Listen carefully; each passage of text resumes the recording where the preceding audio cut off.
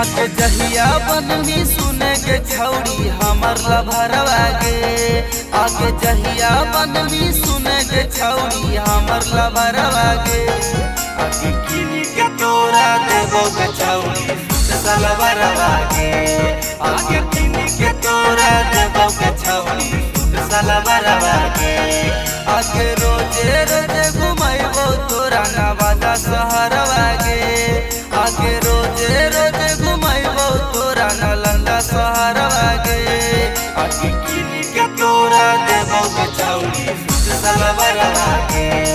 आके किनी के तोरा देबो के छौड़ी सलवरवा गे।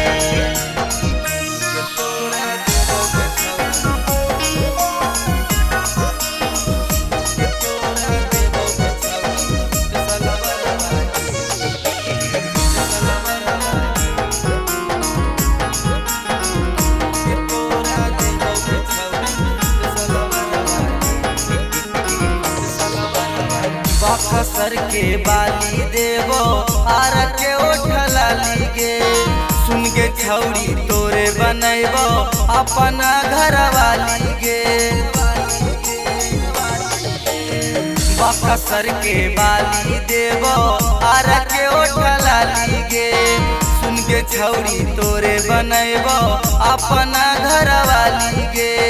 सुन के छौड़ी तोरे बनैबो अपना घर वाली गे। आगे ताजा ताजा छेना खिलैबो गरम सिंघाड़वा गे। आगे ताजा ताजा छेना खिलैबो गरम सिंघाड़वा गे। आगे किनी के तोरा देबो के छौड़ी सलवरवा गे।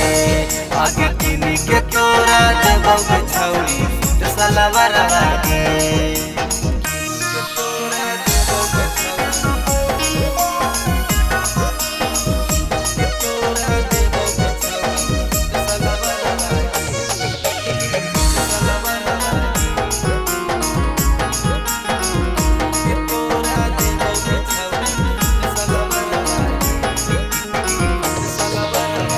जब से देखलियो तोरा अब है ना निंदिया गे।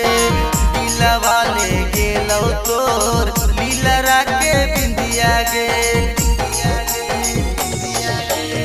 जब से देखलियो तोरा अब है ना निंदिया गे। दिलवा ले गेलो तोर लीलरा के बिंदिया गे। दिलवा ले गेलो तोर लीलरा के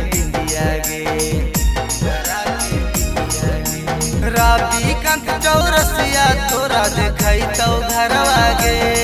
आगे राबी कंक चौरसिया तोरा देखैतौ घरवा गे।